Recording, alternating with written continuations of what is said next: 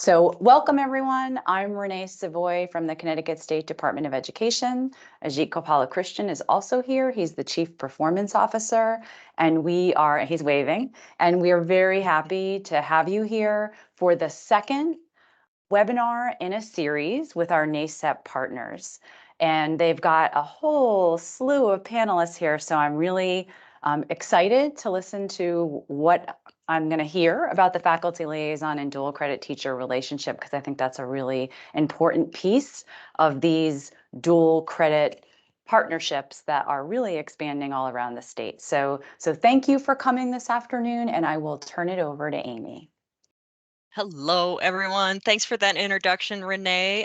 Great to see friends old and new. My name's Amy Williams. I'm the Executive Director of the National Alliance of Concurrent Enrollment Partnerships. We go by NACEP, since that's a bit of a mouthful.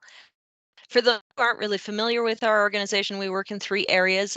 We are the first and only national organization supporting programs, practitioners, and policy to advance quality dual credit programs.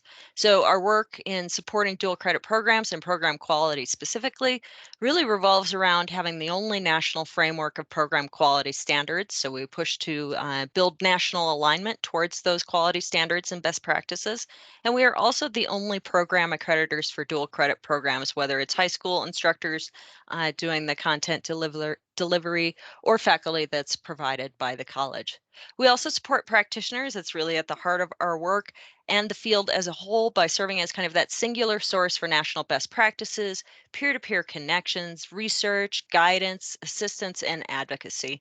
We hold the only national annual convening, which will be coming up in October of this year, and we offer professional development conferences for the field as well as virtual activities. We have workshops like this, or webinars like this, and workshops, as well as leadership development programs. We also publish, promote, and curate a bunch of resources that we see as having high value to the field. And you can find those on our resource center on our website. We also support policy by trying to ensure that the voice of practitioners, who we feel is the most relevant and informed voice on these programs and are often responsible for the implementation of policy, we want to make sure that those folks are at the table for federal and state policy conversations to smooth the path to progressive policy in these programs. At NACEP, we like to say that we come from the field and we exist to support the field. So we are all things dual enrollment, dual credit, concurrent enrollment, early college, jumpstart, running start, PTAC, early middle college, whatever you call this, we live to support the things that bridge and bring together college and high schools. So we say we serve many models, but we do that with a singular mission to advance a national community to build equity and quality in our dual credit programs. I invite you all to learn more about our work and resources that can benefit you in your work by visiting our website, nacep.org. As Renee mentioned, we have partnered with the State of Connecticut's Department of Ed on a series of activities over the next 3 years to help advance the initiative to expand dual credit efforts in the state. So over the next 3 years, we'll be kind of working to support various components of improving the quality conversation or having the quality conversation about quality programs. We'll be using webinars, collaborative meetings, we have office hours, and in-person professional development events planned over the 3-year span of this project. All of that is pulled together with an eye towards locking down quality in your programs with the objective of ultimately, hopefully, preparing for NACEP accreditation. Next slide. Thanks, Renee. I know you're keeping up with me. So quick overview of the activities that we have on tap for 2024. As you can see, there are kind of 3 areas of work that we're working on. We've got 4 webinars. This is the second of them. You can mark your calendars for August 13th and 14th. We've already landed on a date. We'll be offering a 2-day intensive quality institute in New Haven, Connecticut, where we're going to really focus on those elements of a quality program all the way from theory into practice. So this is going to be a deep dive on some of those nuts and bolts elements of building a great dual credit program. So we encourage programs to come as a team and maximize the impact of this institute. We'll share more about that with the registration information, which will be coming out soon. So stay tuned to your inboxes, as well as the Connecticut State Department of Ed's website on this initiative. We're also here, and I'll touch on this as well, we're also here to support your programs in ways that are really responsive to the specific needs you have in your program. In addition to myself, I've got 2 of our outstanding members of our NACEP team supporting this project. We have our Director of State Engagement, Diane Barker, as well as Andrea Roma, who heads up Accreditation and Member Services. So if you're grappling with a particular issue, you're curious about best practices, how other programs of different sizes and stripes handle something, or just looking for insights, advice, things like that, please reach out to myself, Diane, or Andrea. We'll drop our emails into the chat once I wrap here and hand things off. And then, of course, at the end, we've got some wrap-up slides that also have our contact information. Next slide, please, Renee. You can find all of the information. I referenced this a little bit earlier. You can find all the information about the 2024 activities, including registration, past webinar recordings, things like that on the Dual Credit Opportunity website under the Standards and Accreditation tab. You've got a screenshot here showing that. A couple of quick housekeeping items before we dig in today. Just a reminder about terms. One of the most fascinating and sometimes frustrating elements of working with these programs nationally is that we find terminology varies widely from state to state. So our presenters and panelists work in places where maybe dual credit is not the preferred term. They might use dual enrollment, concurrent enrollment, early college, something like that.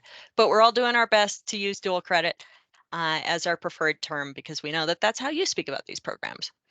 All of our presenters are happy to take questions during the presentation. Please use the chat for your questions so that we can kind of answer them along the way as we go and circle back to any questions we didn't get to towards the end, which we've got some time allotted for Q&A today. So put on your thinking caps and start thinking about all those burning questions you want answered as we roll through some outstanding content.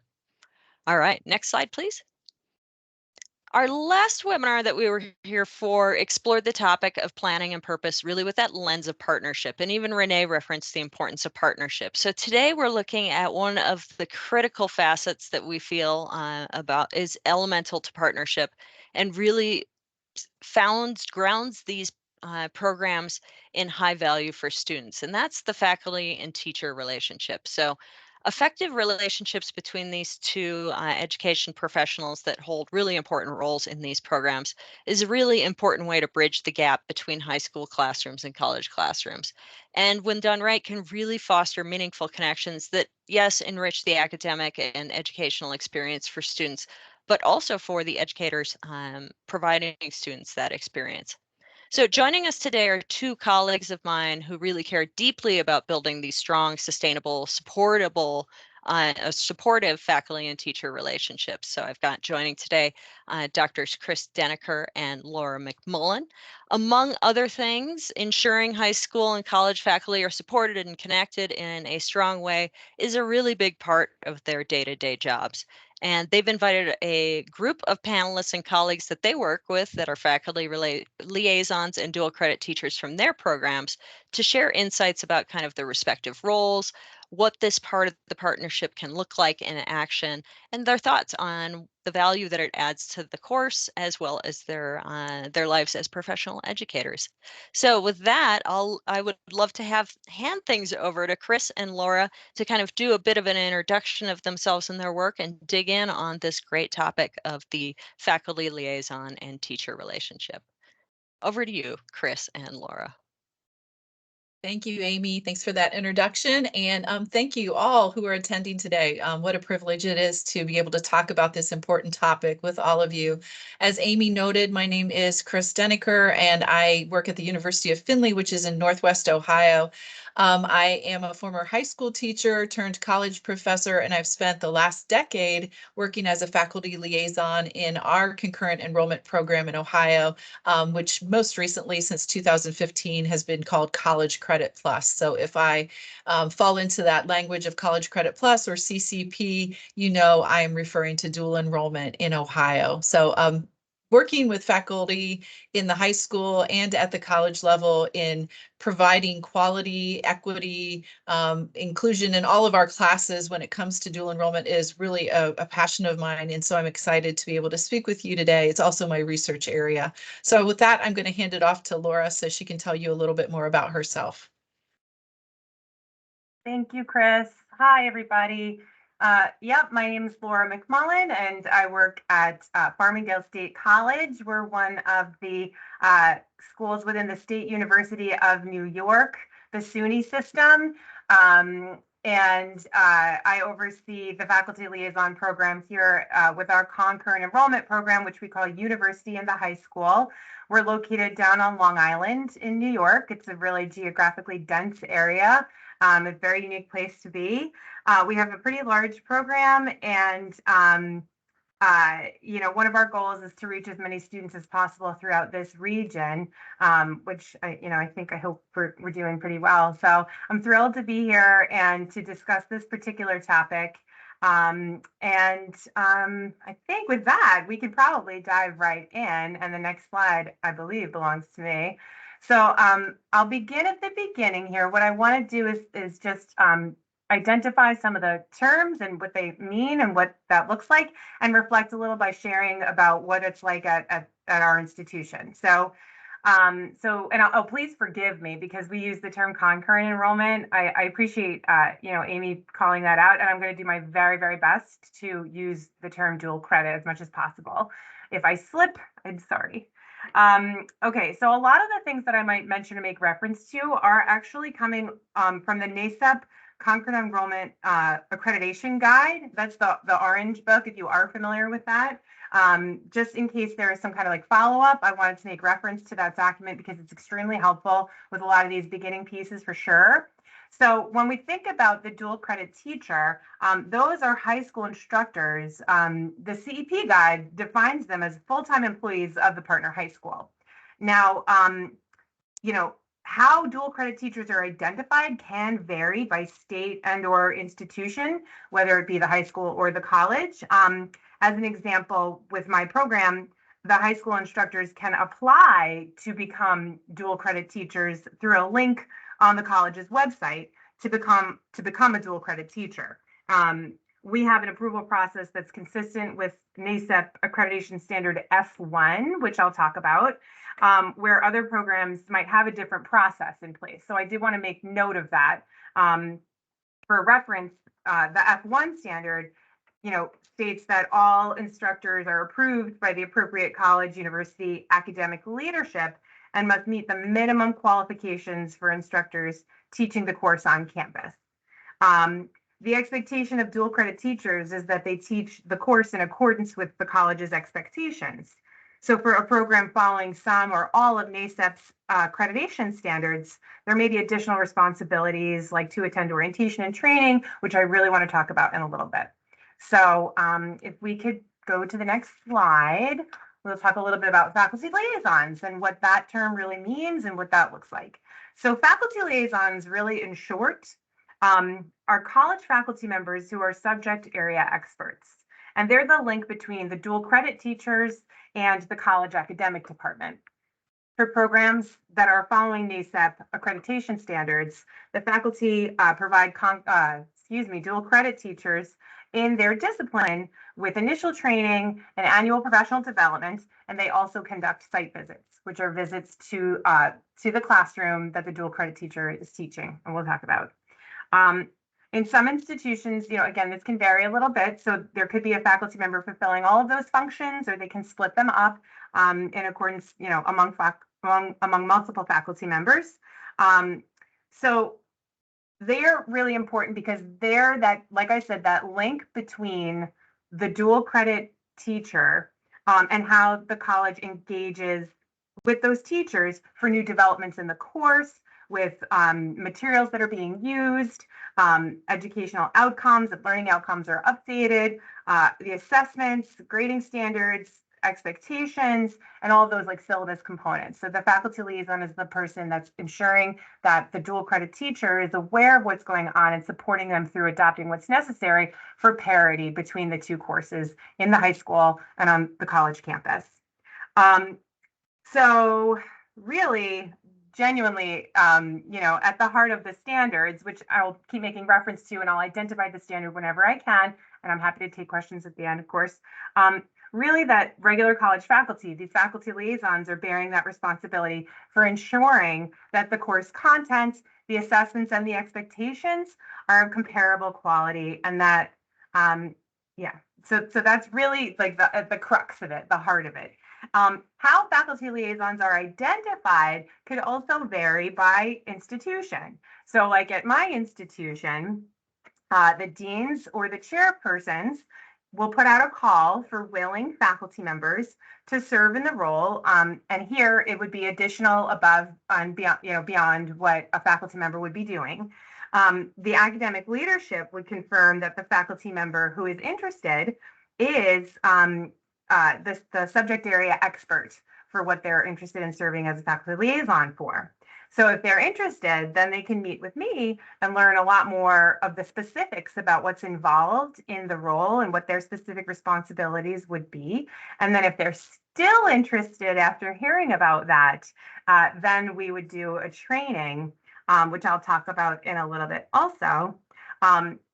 This could be different. At other institutions, faculty members might be told that this is, what they must do, or that it's part of their, baseline job description and not necessarily seen as extra. So there are those kinds of differences between institutions. If we could move to the next slide, I believe the next couple of slides are mine. So when we think about, onboarding dual credit teachers, it's really this shared effort between the office that is overseeing and supporting the program, the faculty liaisons, and the high school. The dual credit office and the faculty liaisons must work together to lay out the expectations and provide dual credit teachers with the training and information early so that they're prepared and supported. I feel strongly that the activities and any documents that are, developed to help prepare teachers should be written and prepared with consideration of the dual credit teacher's position and perspective.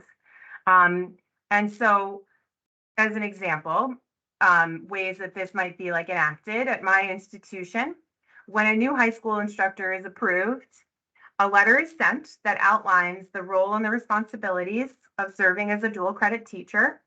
And we also include the instructor handbook that has the program policies and procedures and the expectations in greater detail. We have two kind of onboarding meetings. We have a new instructor administrative orientation, which speaks more to sort of the nuts and the bolts of participating in the program. So how to log into the system to see a course roster or post grades, things like that, registration and so on. And then the faculty liaison or liaisons will host, a new course, a new course training, which speaks more to the academic onboarding. That's to ensure everyone's on the same page with respect to course philosophy, curriculum, pedagogy, and assessments. And so we try to schedule these meetings with consideration of the differences between the high school and the college day, knowing full well that there are differences, with a best effort to accommodate the high school folks, because a lot of times their schedules are a bit more rigid. So it's done, I think, in our best effort to be, mutually respectful for sure, but with particular consideration for those that don't have as much flexibility. And that's one way to kind of get off the ground really, really well, by providing a lot of information early and, with consideration of those differences that do exist. So when we think about faculty liaisons, and if we bump to the next slide, sure. So we want to onboard and prepare them early as well. So onboarding a faculty liaison isn't really an explicit standard, but I feel that it's a best practice to train faculty liaisons, prior to them engaging with dual credit teachers, to ensure that they understand what's expected of them as well, and to have that really positive trickle-down effect. A faculty liaison handbook really helps to reinforce the policies, procedures, and practices of a program with respect to the faculty liaison's role. So I think I mentioned it earlier, with my program, faculty liaisons must undergo a training. And so this is really that chance to ensure that the faculty member understands the mission of the program and how that mission aligns with the overall mission of the college. And also is a chance to encourage collaboration and to embrace the position, with friendly tones and exchanges, and to answer general questions from faculty. At the risk of oversharing, when I first started building out our faculty liaison program, because when I came to the position, there was an extremely well-established dual credit program in place, but without faculty liaisons. So when I started to build out our faculty liaison program, there was a lot of hesitance and, a lot of faculty, again, at the risk of oversharing, but in an effort to be helpful to you all, had a bit of a critical eye, towards dual credit and had a lot of questions and needed a lot of, support and information to get going. So there wasn't necessarily that firm understanding of the point of dual credit or how it relates back over to the overall college's mission and things like that. It took a lot of effort, but with a lot of diplomacy and a lot of transparency, there was a lot of trust that was built over time. But that really begins at the beginning. So, an initial onboarding that's very thorough has really helped in terms of like continued engagement. So to provide the faculty liaisons in the beginning with what their role looks like and what the purpose of the program is and the purpose of them within that overall, program, can really help ensure that the liaisons also continue to stay engaged with the program, which is really an excellent thing because you want to establish relationships over time, if and when possible, between the faculty liaison and the dual credit teacher. There's really been a ripple effect in the way that we've done that. We have almost all of our liaisons returning consistently over the past 6 years, and we have 45 faculty liaisons. So I think I'm going to go to the next slide and turn it back over to Chris. Thanks, Laura. And I appreciate hearing about your program as well. We have similarities with our program at the University of Findlay, a little bit smaller. We have about 26 faculty liaisons. And while it's not part of this slide, I think it's relevant based on the information you just shared to say that we have gone to a model where we have a lead faculty liaison who helps coordinate the training and the ongoing professional development of the faculty liaisons on our campus. And she actually happens to be with us today. So a little bit later, you'll get to hear from Nikki Diedrich, who serves in that role. And like your school, Laura, we have been able to maintain a good group of faculty liaisons over time. And I think that professional development and that training is really essential. We can't take for granted that faculty liaisons are going to be prepared to go out and train the dual credit teachers because maybe that's not part of their wheelhouse, right? Instructing in a classroom and training and working with colleagues are not the same things. And so providing that support is very important.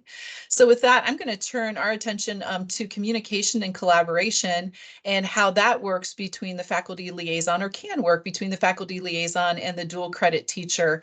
And I want to just start with the place of coming to this work that is collaborative, right? It can be very easy in some instances for an institution of higher ed to say, okay, this is our college course. This is exactly how you're going to do things. Let me hand you the work and you get down to it. But that's not really a partnership, right? And NACEP is all about partnerships because in those partnerships, we build spaces where students learn best. And we also provide really strong professional atmospheres for growth for our faculty and for our high school instructors. Who wouldn't want to enjoy this work and learn from one another? That's one of the greatest things that comes out of being a faculty liaison, in my opinion. So on this slide, you'll see several starting places. Knowing that we come to this work with a shared purpose. We're all here together, whether we're at the college or we're at the high school. We're here to provide quality instruction for all students. We want to make sure students have challenging, supportive environments in which to learn. We want to come to this work with respect, respect for what the high school teachers know and live and experience on a daily basis. And the same is true for our faculty liaisons in their college settings. We want to make sure the direction of sharing is bi-directional. It's not top down. It's, again, not the university telling the high school what to do, but instead, how are we working together to ensure that quality and equity are accumulated occurring in our courses. So in that, as Laura mentioned, it's really important if you haven't worked on creating a handbook, having a handbook that outlines the expectations for the faculty liaisons and the high school or the dual credit instructors. That is a good starting place for communication and, setting out those expectations. Not only will you hear from me as faculty liaison, but I want to hear from you. I want to know what's going on in your setting, where you're maybe anticipating or struggling or having some challenges, or where you're having some wins, where things are going well, because that information can be brought back into the post-secondary space. So bi-directional expectations for communications. We want to communicate as colleagues do, right? We will want to be authentic with one another. I would never pretend that my college writing class has it all figured out. I don't. I mean, I am learning continually as an educator, and I, appreciate that opportunity to share with colleagues like Jamie and Wes that you're going to get to speak with later about my own struggles with teaching writing, and what I've learned as I go, what I'm continuing to learn, and what I can learn from them. And so colleagues share information, colleagues support one another, and we want to make sure we develop relationships and support relationships that allow for that to happen, because in the end, students are the ones who also benefit from that good communication. And we want to make sure we communicate in a timely manner. We are all extremely busy people. I have no doubt about that in my mind. All of you on this call, all of you who are taking time to present today, you have many other jobs, many other hats, many other responsibilities. But as much as possible, we try to make sure that we are responding to one another in our faculty liaison and dual credit instructor role in a timely way, to demonstrate, again, our commitment to that relationship in this work. And we can go to the next slide. Along with communication and collaboration, as Laura pointed out, in the beginning phases of bringing a dual credit teacher in, or sometimes we talk about concurrent enrollment instructors. You see the CEI on this slide. But as we bring new teachers into our group, into our fold, yes, we're gonna orient them to the course. We're gonna find out about their own experiences, and we're going to help prepare them to teach the course. But we also need to know about the culture in which they work. This helps us bridge the gap between high school and college expectations. So when a faculty liaison and a dual credit teacher work together, it's important to get to know one another's work schedules and expectations. There are assumptions on both sides, right? I've lived in the high school world, I've lived in the college world for now 20 years, but sometimes a high school teacher might say, oh, you only teach 4 classes over 3 days a week. That doesn't seem like you're working very much. And then we're like, oh, there are other things. Believe me, there are other things. And we don't want to make assumptions on our side from the college either, as we talk to our high school partners about their roles, their world. Oh, you get to leave at 3 o'clock? No, we know.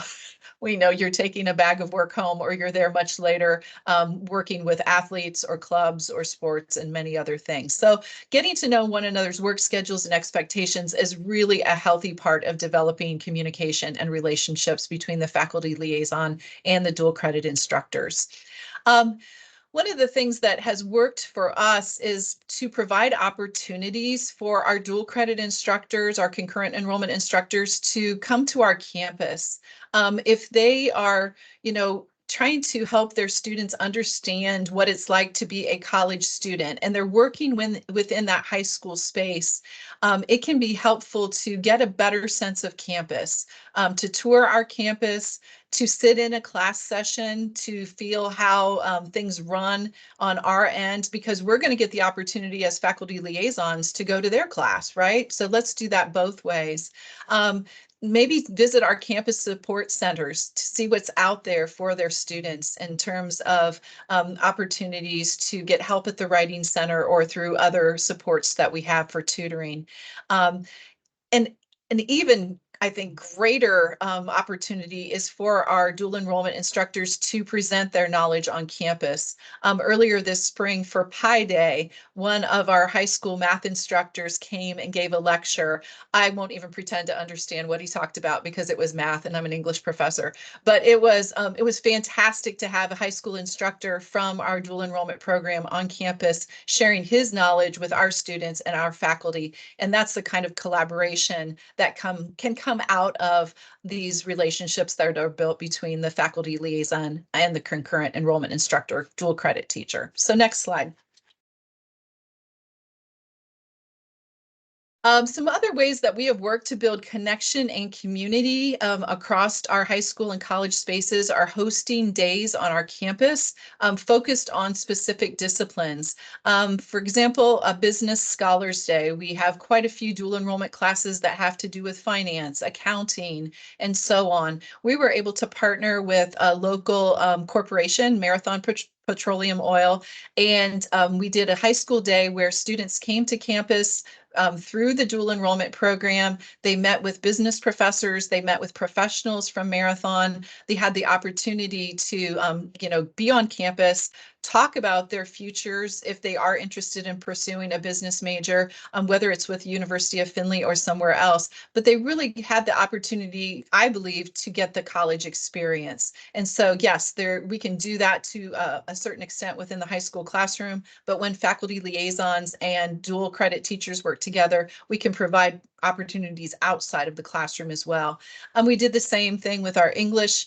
We have a large number of students who take English Composition 1 and literature and writing classes through our dual enrollment program. And so we hosted several English days where students were able to come to campus, work with some of our professors on a creative writing assignment, tour campus, get to know the space better, and again, hopefully feel more like they are truly college students in a college course. And we're same thing with environmental science. We are planning next fall. Again, our program is called College Credit Plus, but we're planning a day where we're going to invite students from all disciplines to campus and their instructors, so we can have a moment of celebration of our program, but also integration of that work that happens at the high school setting and on the college campus. And all of these activities have come through conversations and communications between the faculty liaisons and the dual credit instructors. Next slide. So I'm saying a lot about building connection and community. I know we're going to talk a little bit more about the course specific orientation, but that's where it really starts, right? In that space where the faculty liaison and the dual credit instructor first meet, and they get to know one another.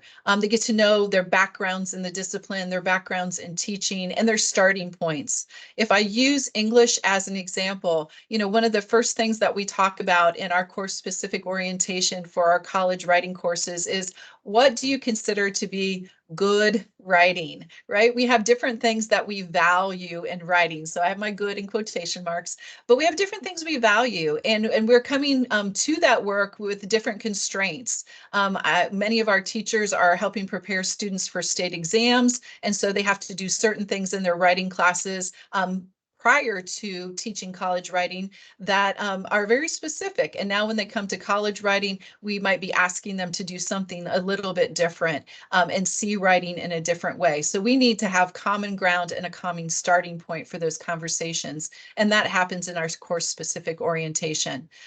I see our annual professional development as a space where all of our dual enrollment or dual credit teachers can come together and share their experiences. Nikki and I are both faculty liaisons, but we are not out in the high school on a daily basis. There are things that the teachers experience that we don't experience and we can't always speak to. So while we provide professional development and we work hard to make that day an important and valuable one for our dual credit teachers, often it's the connections that they make among one another that are most important on those days, because they are living a reality that is maybe slightly different than what we're living on the college campus in our instruction. I've mentioned, or we've mentioned already, site visits. We really want these to be formative.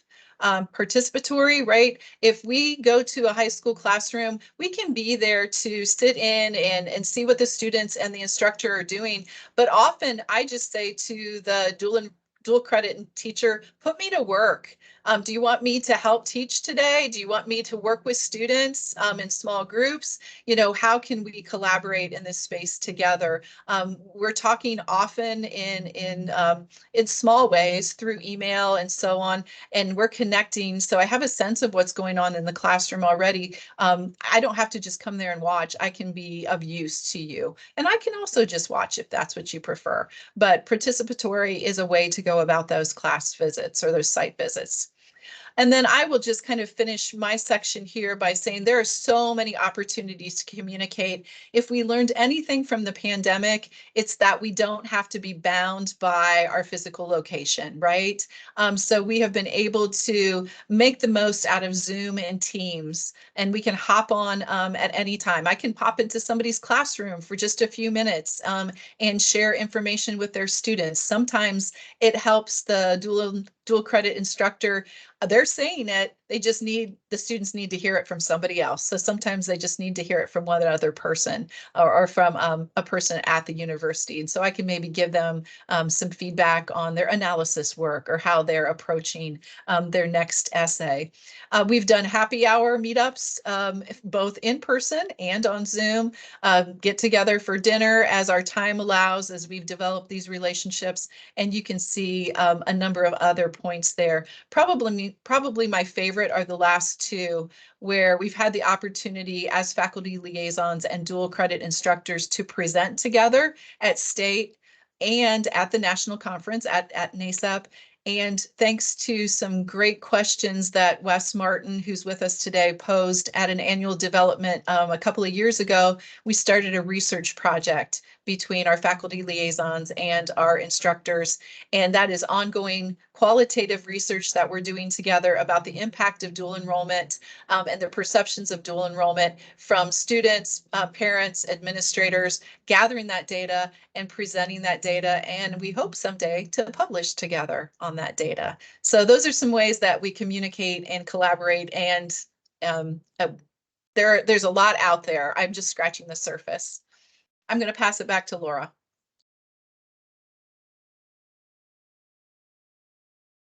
Okay, thank you so much.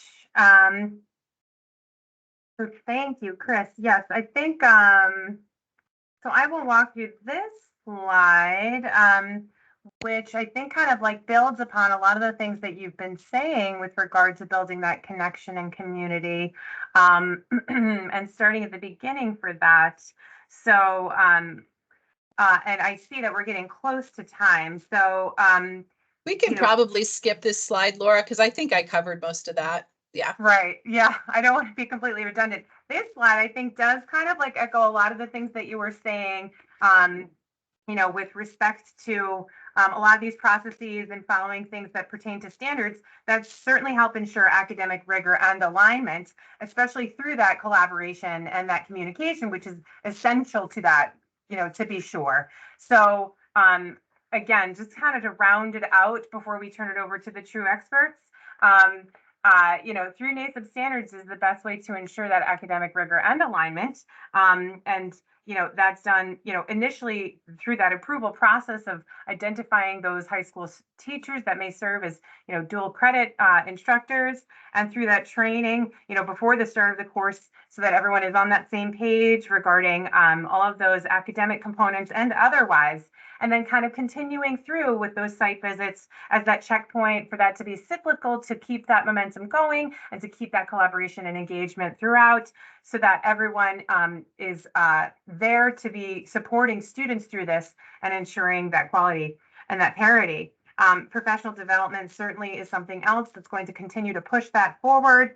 And these are all things that are going to help to ensure that these courses kind of reflect the learning objectives and the philosophical orientation of the discipline at the college. And that there is, parity between how things are being assessed and measured as well. And so I think, honestly, this is probably best exemplified, via the experiences and the narratives of the folks that are really doing this. And I know, Chris, you said you're a faculty liaison. I am not. I'm thrilled to have folks here to represent our program and to hear from yours. So I think at this point, if we want to, hear a little bit more from the faculty liaisons and the dual credit teachers that are here, they can speak better, I think, than, certainly myself to all of these things. So I'm going to mute so that we can begin our panel. And so on your screen, you will see the names of the folks who are joining us here today, several from Ohio. So Nikki Diedrich from the University of Findlay, who is a longtime faculty liaison from the English department. We have Jamie Erford from Bluffton High School, who teaches in our college English, college writing one, our I'm trying to think, lit appreciation. She's got lots of stuff. She's in lots of areas when it comes to dual enrollment, and has even served as an adjunct on campus now, thanks to her work with our dual enrollment program. And Mr. Wes Martin, that I alluded to a moment ago, who came up with that great research question that has set us off on some collaborative work. Laura, I'm going to pass it off to have you introduce your folks. Absolutely. Thank you so much. I'm so pleased to welcome Dr. Jeff Hung, who is the chair and professor in our Mechanical Engineering Technology Department here at Farmingdale, and Mr. Jack Chen, who is a Mechanical Engineering Technology UHS instructor with Sewanaka High School. All right. Hi, it's great to be here. Thank you and welcome. If we want to go ahead and move to the next slide, we have some questions that we have come up with for the panel. And these are starting points. If you have questions of your own, I'm not really sure. I think maybe they can be put in the chat, but we can attend to those as we go. But if we could just start off with the idea of classroom visits, those have been talked about a little bit as part of the relationship between the faculty liaison and the dual credit teacher. How are they made meaningful, or how are they useful to you? I'm going to pass it first to Nikki to get us started, and then we can go from there.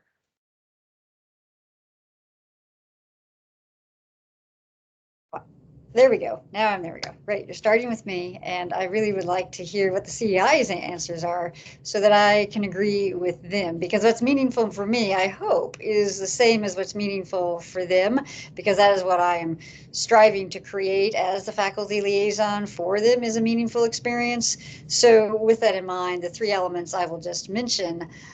The first is the proactive communication before the visit even occurs. And that, again, is both ways. Like for my part, I'm communicating to the high school teacher, hey, this is the purpose of the visit. It's really an alignment check. And it also gets into the second point I'll mention, but it's not, and this is really important for me to emphasize for new high school teachers coming to the dual credit experience. It's not the type of evaluative observation that they may be used to from administrators in the P12 or K12 setting.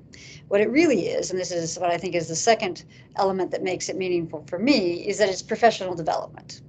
Hopefully it's professional development for the high school teachers, because what they proactively communicate to me are their goals and objectives and focal points for that session. And so hopefully that engages them in the reflective practice that is a key part of professional development. But for me, I get to go in and I get to learn from watching them teach. When I watch Wes and Jamie and our other CEIs teach, I'm, as a mindful teacher, I'm looking for things that I can use and repurpose in my own classroom. And then a really key piece of that professional development, which is the third element I'll mention, is the after the class visit. That site visit is not the end of the conversation. We close the loop by having a conversation about what we saw in the classroom. And just to echo some of the comments that were already made here, I see a real ripple effect then beyond just the class visit when we get to those annual professional development sessions, because sometimes then, Chris, you and I, we always ask the high school teachers, what are your triumphs this year? What are your challenges? And oftentimes if a teacher mentions a challenge, we can say, hey, we saw Jamie or we saw Wes handle that challenge when we did the class visit. So let me throw it over to them to give you their take on that situation. And then that builds that community amongst all the high school teachers. So I guess it's really just about development professionally and relationally that makes it meaningful for me. So that was a lot. let's see what others have to say about that. I'm wondering if perhaps maybe Jeff, you want to share anything about your experiences with classroom visits. Yes, I think Nicole said all of them what I want to say. Um, so actually, when I went to a visit, I want to make sure. I think you have done the good work to tell all the instructors, high school instructors, that we are not there to observe their work, and that set up the really ground rule, and that make us as a friend talking to each other, and how do we improve the class, and then we learn from each other, and sometimes you'll be surprised at what they have, and when I see that, wow, the high school student did it, so I'm like, wow, this is it is a great effort there's a joint effort between the high school and the college when we do the site visits. And more than that, sometimes we can see the actual work from the student that will surprise us, and instead of on a piece of paper. Now, also the face-to-face meeting is very important. When you go there, when you talk to the student, talk to the teacher, and those time is very variable. So I'm Jack. I'm a high school teacher that works with Professor Hung. So I'll add to that. I think that from my perspective as a high school teacher, it's important, or it's very useful for me to have a good relationship with college professors so that I know how to best prepare my students. So that the curriculum that I'm teaching, the activities that I provide to them, to my students is really relevant and will be helpful for them in the future. So having that clear communications, it's more informal discussions about trends and topics and subject developments, subject matter developments. That's really useful for me.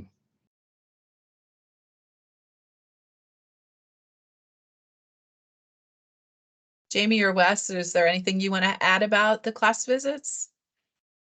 I guess I would just add that the classroom visit is nice because, like, I have my own colleagues at the high school as well, but I don't have normally opportunity to invite them into my classroom. And so I know in the past, when Nikki's been coming to kind of to do that site visit, I've tried something new purposefully just to see how it goes, to get feedback, because I'm like, I think this is going to work. This is kind of what I'm hoping to get out of it. And so it's a really lovely opportunity to have another colleague in the classroom who gets to see you trying something maybe new for the first time, or you maybe are tweaking something that you've done. And so I think those kind of conversations where I have great relationships with my colleagues and I might talk about something that I want to try, they're not going to be able to be in the classroom with me to be able to experience it and then have discussion about it after. So I think, I don't know, it makes me more willing to try something new as well, to see, can this be more effective than maybe what I've done in the past? Yeah, I'll just chime in that I think they're made meaningful just through like sincerity. Like you can tell sincerely that you're trying to get like actual feedback so that you can be a better professional in what you do. And I think that really makes those classroom visits meaningful because there's actual feedback, good discussion. You get an outside perspective from somebody that knows what they're doing. So that sincerity from, again, both parties, I think makes it really useful and meaningful. I just want to add one thing. That sometimes on paper, you won't know what's going on in the school district. Sometimes you will see, for example, when I see a high school, I didn't know how they prepare this teaching material. In one point that I realized that there are 3 high schools in one district preparing a single document. That is surprising because by doing that, you are 1/3 of the work, you can actually make it 3 times more effective. So these we don't know by reading, by watching, by the emails. We don't know this, and it's really talk to the high school teachers that they will help us understand how they create a course.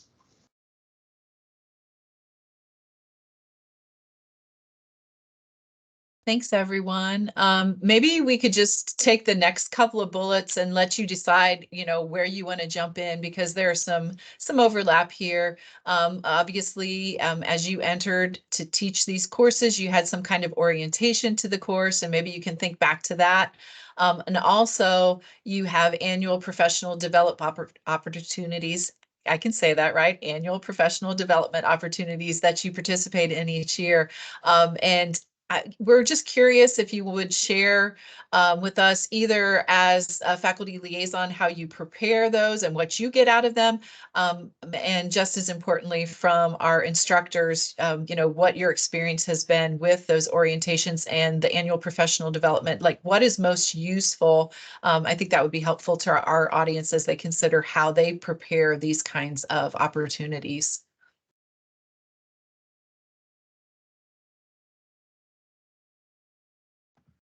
So maybe I'll get started. So I had a chance to visit Farmingdale in November, I think, of this past year as a professional development opportunity. And so these meetings at Farmingdale was great, because I not only did I get a chance to meet university faculty, but I also had a chance to meet teachers who are also in this dual credit programs in my discipline. So it gave me an opportunity to share ideas and discuss some of the things that we've been doing as sort of a collective group in our area.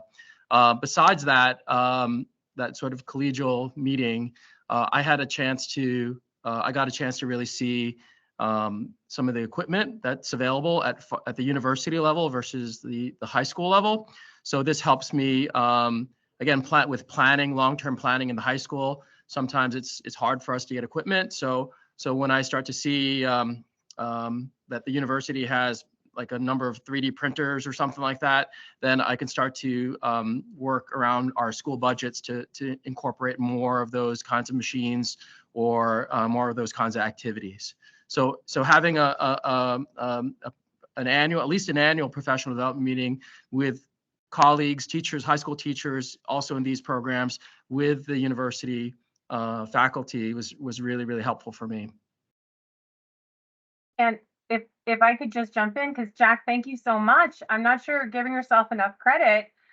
One of the really innovative things that, Jeff and Jack did was, to develop this professional development through a really collaborative effort. And Jeff and I worked together closely on it as well, where Jack gave a presentation. So Jeff, I don't know if you want to speak to this, because it was really a wonderful thing. Yes. So I mentioned before, so when I saw a district that had 3 high school teachers developing a single class that can be used in 3 different high school, and I'm like, wow, this is a great effort. How do we copy it? How do we duplicate this? And it cannot be done in single district. Some district has 1 high school, maximum 2, and some have 5. So I come up and talk to Laura about it, and then we say, why don't we create a conference, a mini conference, that for all the teachers to teach that particular course and come to us and we talk about this. And then now we can share these teaching ideas between all the districts, so they don't have to worry about, oh, I don't have enough students, I don't have enough way to do the assessments. Now, with this in mind, and I invited Jack because he has a very good background because he's a mechanical engineer, to teach mechanical engineer courses. So it's very easy for me to work with him. And then his courses actually can help other teachers, because the other teachers do not have to create or think more of these materials. It's just, hey, can you share with me? So we can do that inside that conference.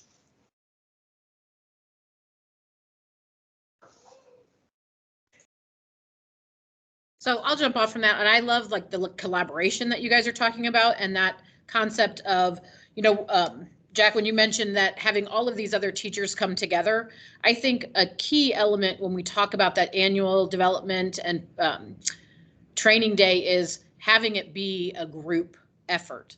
I know that group training has been essential in building and broadening my own professional community. So there are relationships then that you build outside of the colleagues that are in your own hallway, and you have just more resources then, more people to reach out to. And I think, and kind of Chris, kind of mentioned this with some of our own research that we've done. What I love is that it broadens that professional community, and it actually builds basically your professionalism in and out of the classroom. And I think that they both feed each other then. So if I am building my professionalism, my knowledge, my skills within the classroom, but I'm also building my knowledge of the trends, what's happening, currently in our fields, and I'm building that professionalism outside of the classroom. Both sides of that type of professionalism benefit from those additional elements. Yeah, I'll chime in off of that as well. I mean, again, it's just so much sincerity. Like there was a lot of effort put into making us better professionals through our development, through really digging into details. We're English oriented, so it's a little more subjective. It's a little more gray area. It's hard to find some of the exact sciences behind certain things. And so we're pushed frequently through these discussions. And because it's collegial and because there's trust there on both sides, I think it really helps make it valuable as opposed to just another thing we have to sit through. I grew exponentially with my time with the University of Findlay in these numerous programs that we did, both in the initial sort of longer orientation process and then biannually when we go for more training. It's just made me a better teacher in so many ways. As Jamie alluded to, you get to catch on trends that I think at the high school level, I feel foreign to often. I feel like college has a better grasp of that. And so I can get a lot of insight there. But I think we can lend a little bit of an ear to maybe the psychology behind some of the students because we are intimately with them for such a long period of time throughout the year or years in which we're teaching. And I've had the chance to work with 3 different universities, and the professional development is what makes or breaks it. The trust and sincerity through the time put into professional development is night and day with what we've done with Findlay through our programs and what I've had the chance to do with a couple other programs that just didn't put the time into that or didn't have the correct training or something was awry there. And our school, in multiple ways, with multiple dual credit teachers here at our high school, really disliked the few other institutions that we worked with. And it all boiled down to those orientation and trainings that we went to. You could just sense, again, I keep going back to that buzzword, but it just was so genuine, so sincere. Like the effort to really be better professionals was on both sides of the relationship, and that's what made it flourish. And I'll just clarify here, Wes talks about the longer orientation session. To be fair, we get teased a lot by our other faculty liaisons, and I think the high school teachers do too, because for the classes that Chris and I provide the orientation for, we do take a week to provide, typically, depending on the number of CEIs that we have in that cohort. We take a week to work with the high school teacher to develop the class. So it's not, it's covering the course philosophy, pedagogy, assessments, all the things that we cover, but it really is sort of talking about rigor, talking about, in the case of the Introduction to Lit class, not just literary theory and how you might apply certain lenses and push your students in that direction, but also how do you write about literature, how do you bring in the writing portion. And then one of the days during that week is meeting for the annual professional development session. So then they're getting that sense of community and can have that, maybe that mentorship from more experienced CEIs who are, again, in those high school classrooms. But by the end of the week, I really have a clear sense in a rough draft form, if you will, of what the CEI's class is going to be about as they finish that up for when they actually are getting around to teaching it. And we've discussed rigor, and we've gotten to know each other, right? So that sincerity is there on both sides because we're with each other for a week. And so we learn about each other in terms of who we are as people. And that really, I think, helps have those communications throughout the year. When you send off a quick email and you have to know the person to know the tone that's coming back at you, or you have that quick phone call. So just wanted to say something about how we provide that, at least in the English side of things, for dual credit.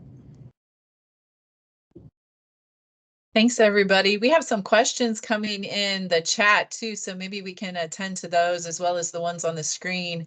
The first one is asking about sharing examples of professional development materials and presentations, and that might be a very specific ask, like, can you give documents? And we're absolutely happy to share documents from University of Findlay, but I can give you a couple of ideas as well.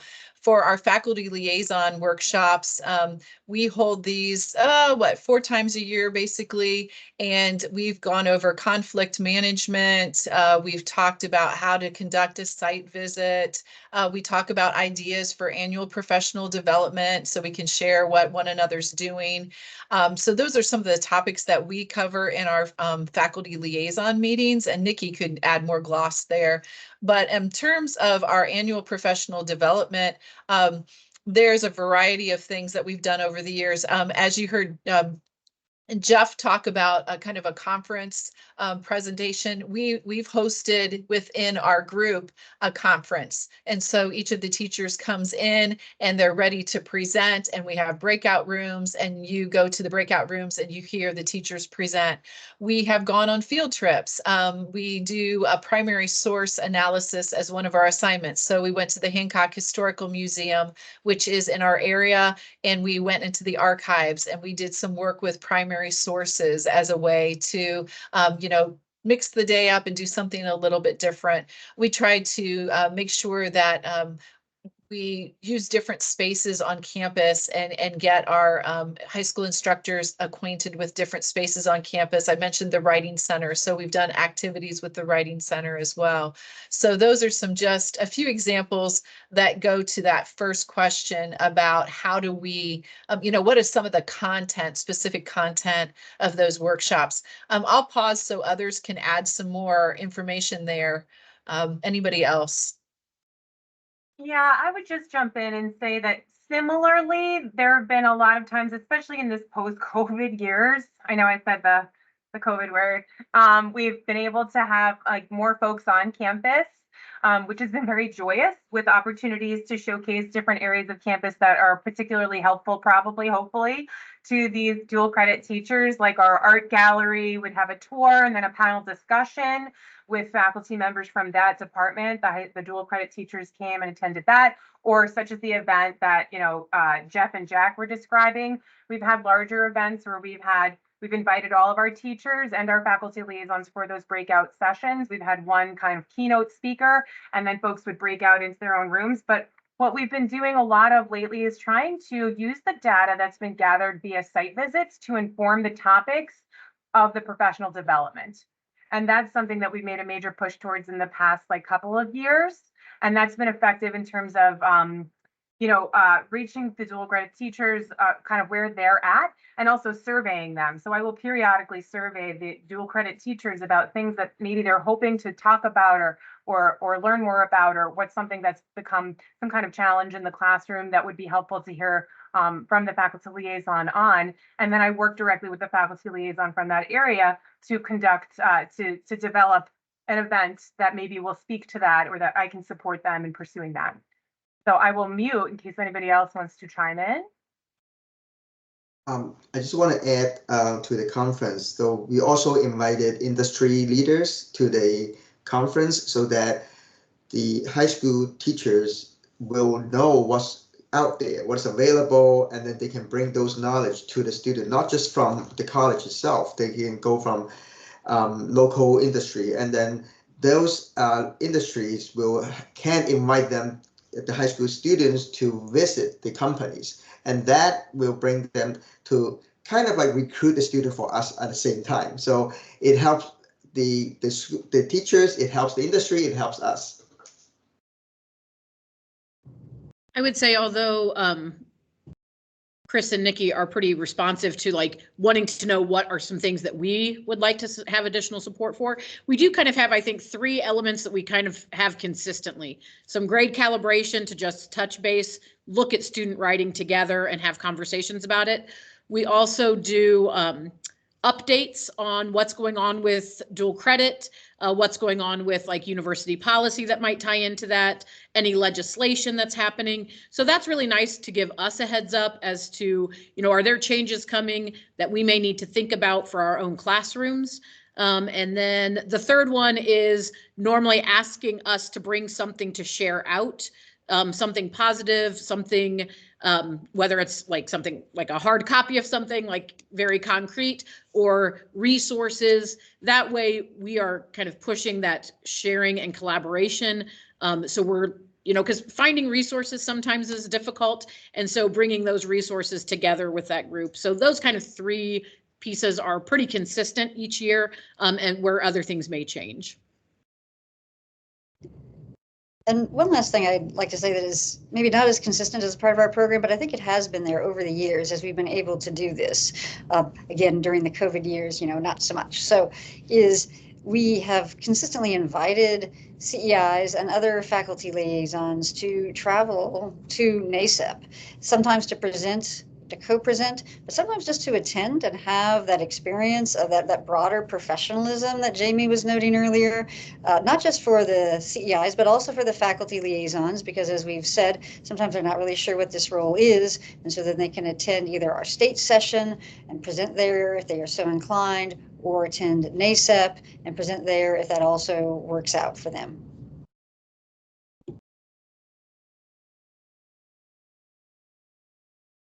So another question in the chat is about scheduling. That seems like it could be a challenge, right? What timing has worked for your campus meetings or for the annual professional development? How do you want to speak to that? So I posted a response in the chat. I'll say it so folks can hear. One thing that we did was to host our biggest event on election day. I'm not sure if that's specific to this region, but our high school instructors have election day for professional development activities. So we sort of capitalized on that opportunity and then scheduled accordingly. And it was really impactful in terms of having a very high participation rate on a day where they weren't obligated to be teaching. And then the other thing that we did, because we did not have 100% participation that day, we have been surveying our high school partners about what is like a preferential time for these types of meetings and activities based on, you know, their schedules and calendars, which has also had a positive impact in terms of like participation with like new course trainings and other things like that. So I would recommend both of those.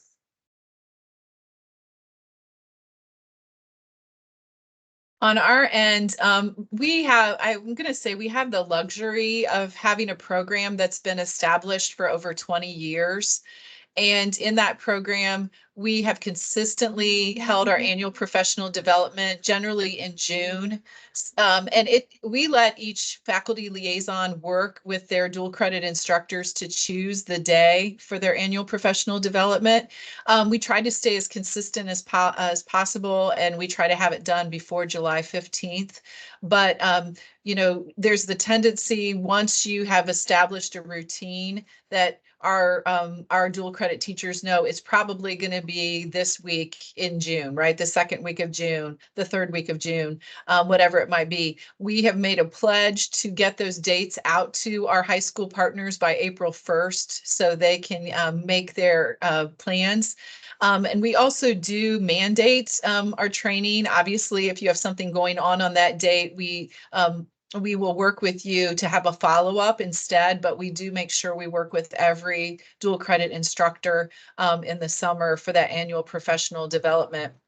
I don't want to work from an assumption here, but the actual annual professional development day might vary in length by discipline. Our English annual professional development day runs from 9 a.m. to 3 p.m. I know some of the other disciplines vary in the length of their day. And then we added a day in November. Everybody knows in our group now that they can expect the first Thursday in November, we're going to get together as well. That one is not mandatory.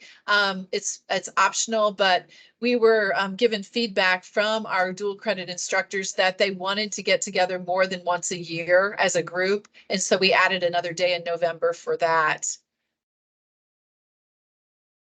I'll pause to see if anybody wants to add anything else.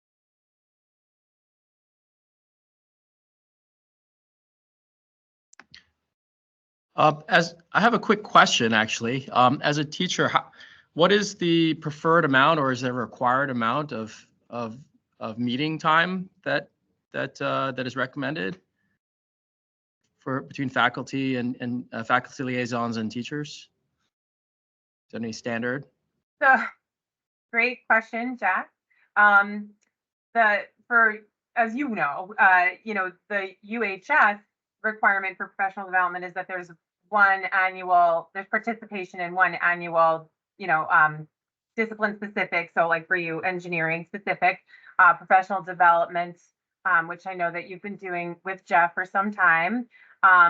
With regard to like number of minutes or hours, it doesn't become that specific. I think different programs probably handle that a little bit differently. I know, we had I believe it was about a half day event, like when we did the November one, or lots of times we've had events that were, between probably 2 and 4 hours. The economics conference on campus is a full day event, but many times the high school instructors may not stay until the full time. But if anybody else wanted to chime in, regarding that.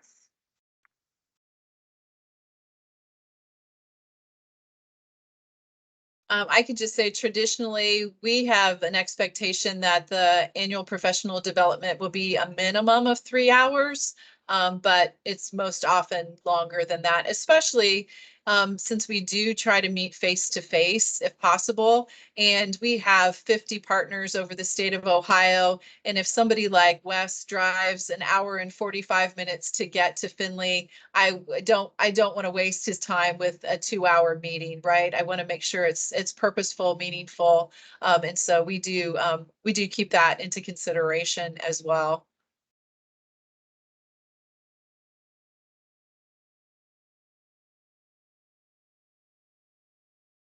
So we still have a little bit of time here. I'm wondering if there are any other questions that are on the slide that you all would like to speak to, either about the rigor and alignment, ways you are experiencing value, respect, or support, or if there is anyone who wants to speak to recruiting faculty liaisons and dual enrollment instructors, that's up for grabs as well.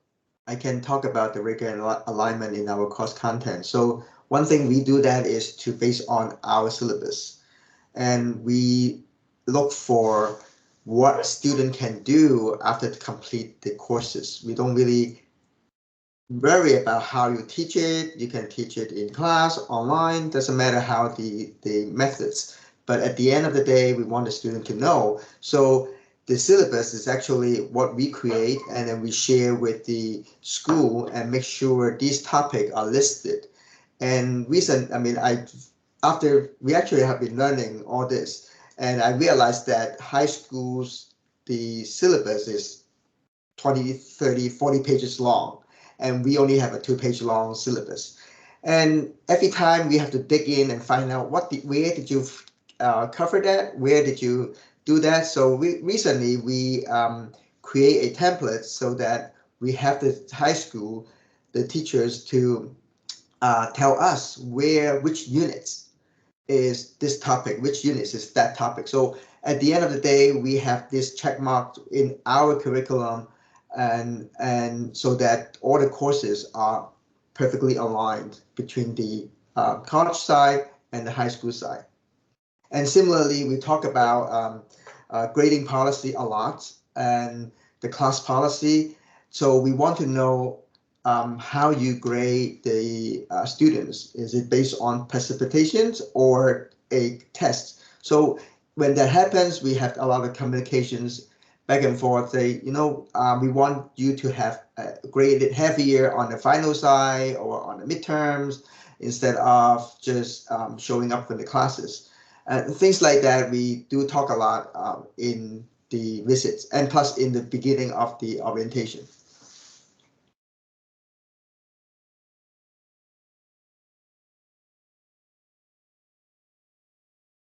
I can speak a little bit to recruiting faculty liaisons. We don't recruit dual credit teachers. They come to us, but for the faculty liaisons, what has happened was a little bit of a domino effect with regard to there being, over time, evidence of a positive experience from the other faculty members on campus. So really, it's as a result of we've had faculty liaisons in place who've done a tremendous job of serving as that link, but then closing the loop back on campus with their departments and with their colleagues in other departments. And so when these faculty liaisons come back from these meetings with dual credit teachers and site visits at the high school, and they share out to their departments and to other departments about what's going on through our program, other faculty members have taken notice and sometimes come over to my office, come to me saying, wow, Laura, I didn't realize what UHS was all about. And I didn't realize this was something I'd be able to participate in. And I'm hearing from my colleagues that they're seeing something that's really exciting over at, Sewanaka High School or what have you. And so even, departments that have been somewhat of a bit of a holdout, have come more so over time and wanted to participate as a result of our wonderful faculty liaisons coming back and sharing out what a positive experience they're having and what they're seeing out there, like in the field, so to speak. That sounds wonderful. And I'll just jump in on that because I would love to have that culture of domino effect and positivity, which is not to say that we don't, but as Chris mentioned, we're a smaller group. So there's about 25, 26 faculty liaisons right now. And I actually am working on a project where yes, right, it does take years, exactly. I'm working on a project where I interviewed a number of our faculty liaisons about what they needed in terms of support, why they do the work. And to echo everything that's been said here, all of them really appreciated that personal relationship and the rapport building that they had with the high school teachers. But what maybe keeps them from continuing the work, or for new folks to be reluctant to do the work if they're even given the option, is that it is, as you had mentioned, additional to other responsibilities. And on our campus, the standard teaching load is a 4-4 load each semester.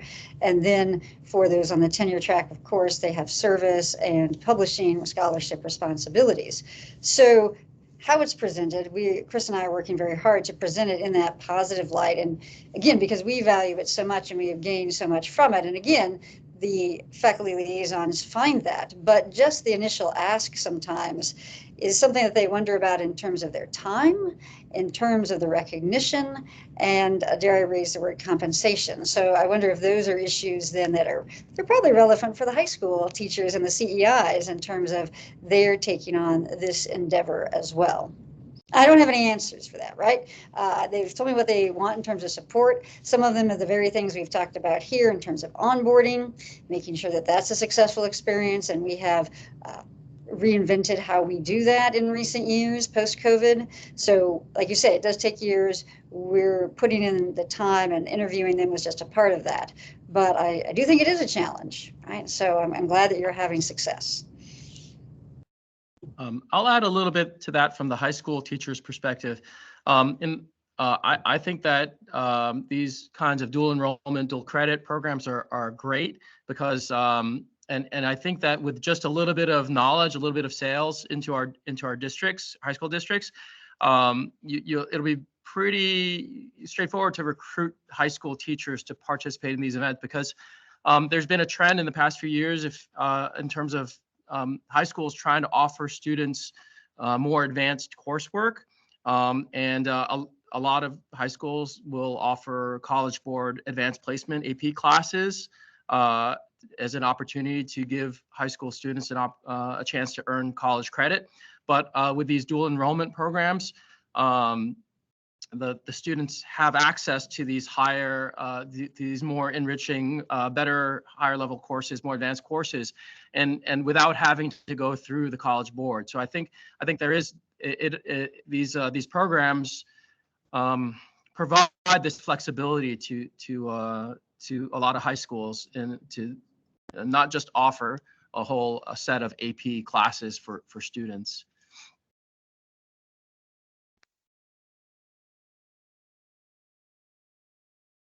Another question that came up through the chat was faculty liaisons who come from a research-heavy background and maybe do not have experience with pedagogy or education methods. And so I gave a quick answer to Dominique in the chat, but one suggestion that I would give is if you do have a Center for Teaching and Learning on your campus, that would be a great place to go. They are educational developers there. They do professional programming, and they can work with faculty liaisons to come up with a plan, right? Like, here is a great agenda for orientation, or here's some questions you could ask. Here's a way to maybe segment a annual professional development day. And here are some ideas for activities that you could do with your dual credit instructors.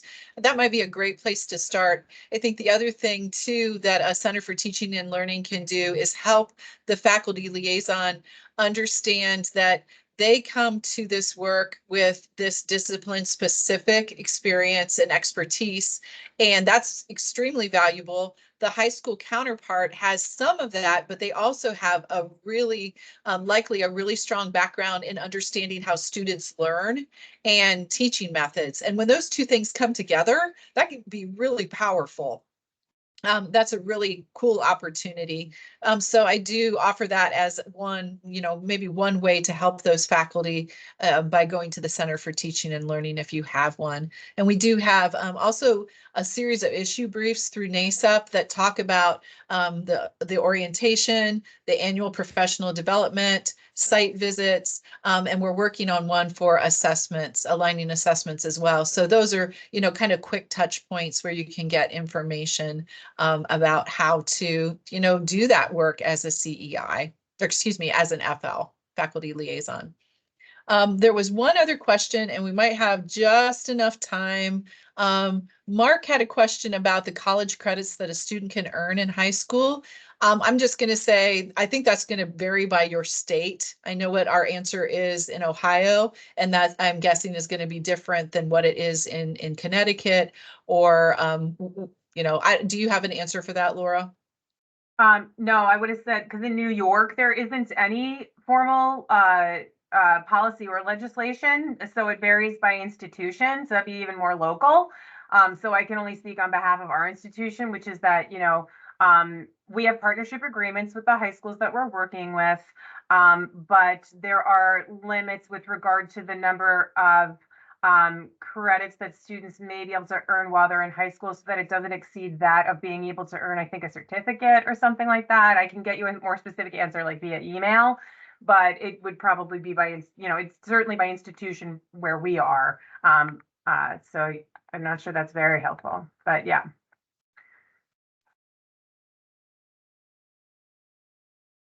So with that, I think we're ready to pass it back. We are close to the end of our time. Well, I feel bad stepping in because that was great conversation and discussion, and just a lot of variety in terms of like the opportunities to build collaboration and connection, and also, short-term wins versus long-term planning, and kind of imagining where these relationships can take a program to connect high school and college in a more effective and informational way that impacts students positively. I did want to throw up, we've had some great questions today. I wanted to throw out contact information for obviously our team as well as our two special guests.